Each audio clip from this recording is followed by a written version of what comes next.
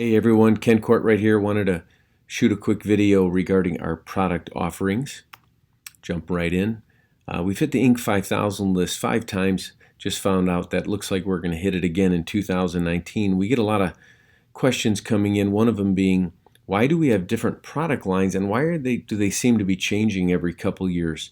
And there's a reason for that, and I would like to go through that now. So the history of the web shows that people have used the internet for very specific purposes, and the purposes seem to change or morph through time. The biggest kind of launch of the internet publicly is when people needed it for databases, file servers.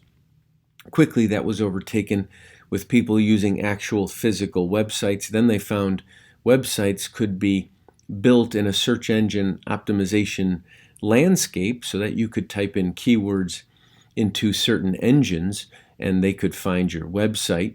That was definitely overtaken by the public's use of reading blogs, and that's where anybody could publicly comment on a topic, be a so-called expert. The web, some say, ripped open during this 2001 to 2005 renaissance around blogs.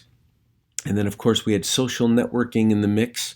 But social networking actually didn't take off until the big one hit in around 05, 06, 07.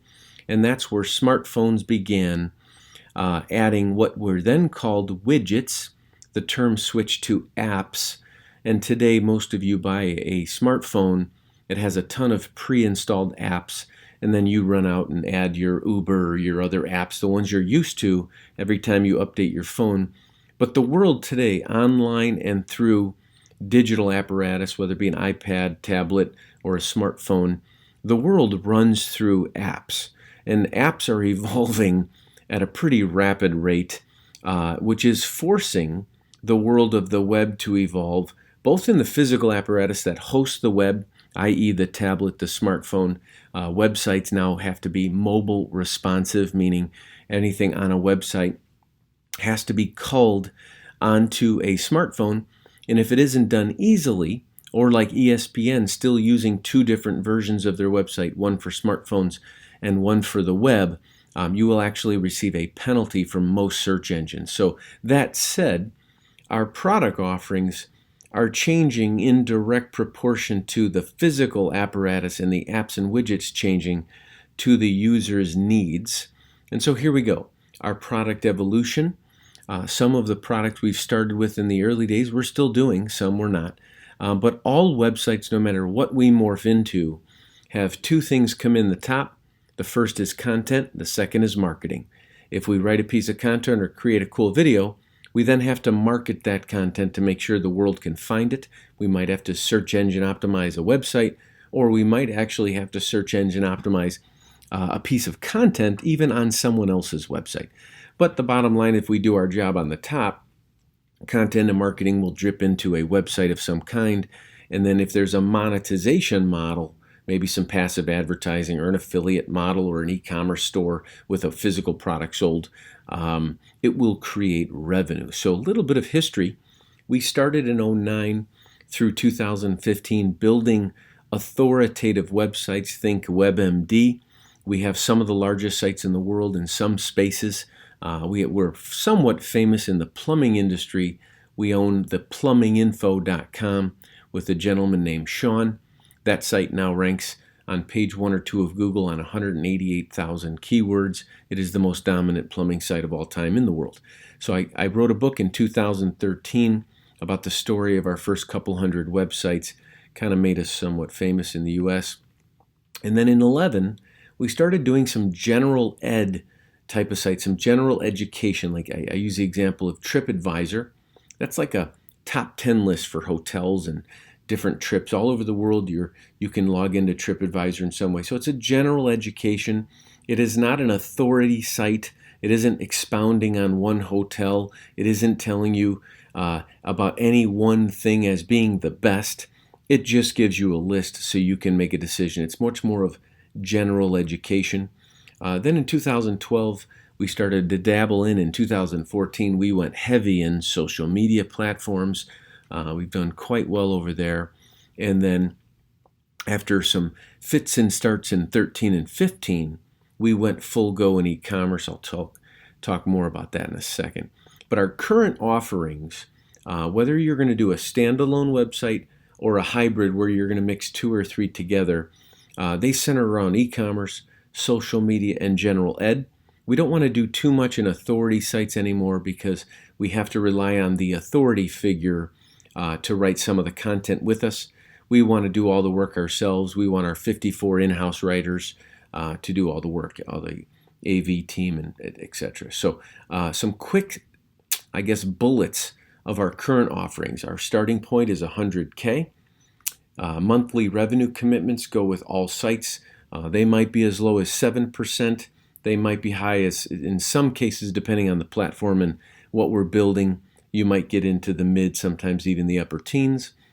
We have quarterly individual meetings, meaning you'll get on the phone with a member of our team at least every 90 days for a pretty good length of time. And then we have monthly burst reports and even monthly videos that come out regarding individual sites.